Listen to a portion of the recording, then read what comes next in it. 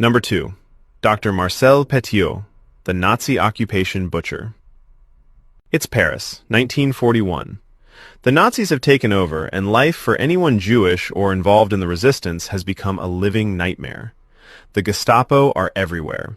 People are being rounded up and shipped off to camps.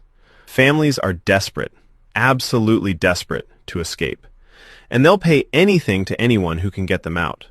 Enter Dr. Marcel Petiot, a respected physician with a nice practice in a fancy part of town. Petiot seems like a good guy. Patients love him. But Petiot has a secret. He runs an underground escape network. For a price, he can smuggle you out of occupied France and all the way to Argentina. New identity, new life, no more Nazis. It sounds too good to be true, because it absolutely is. Petiot's escape network had exactly one destination, his townhouse at 21 Rue Le Sueur. He'd meet with desperate families, Jews fleeing persecution, resistance fighters with prices on their heads. He'd tell them to bring everything, all their cash, all their jewelry, all their gold, because they'd need it to start fresh in South America. He'd tell them to say goodbye to no one.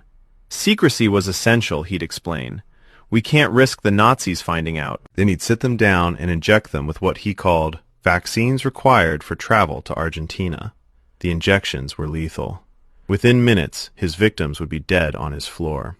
Petiot would pocket their valuables, drag their bodies to the basement, and burn them in a custom-built furnace. He'd been a doctor long enough to know that fire destroys evidence, and nobody was going to miss people who were supposed to be fleeing to another continent anyway. It was, in a twisted way, the perfect crime. This went on for years. Petiot was killing people faster than the Nazis were deporting them, and nobody suspected a thing. Why would they? He was a doctor. He was helping people escape. The guy was a hero.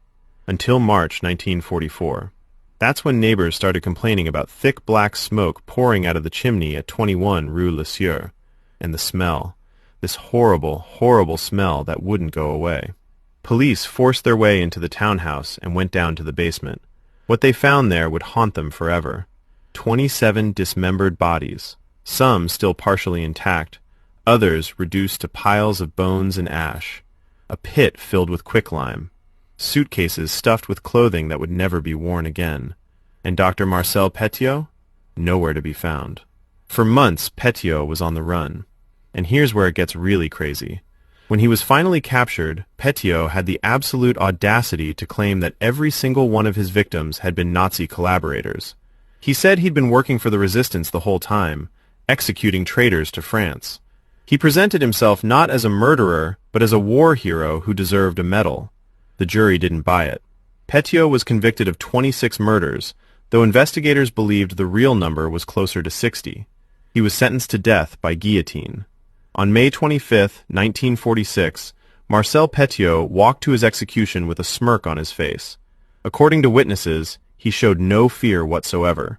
When the blade dropped, it severed the head of a man who had turned human desperation into a business model. He'd charged people for the privilege of being murdered.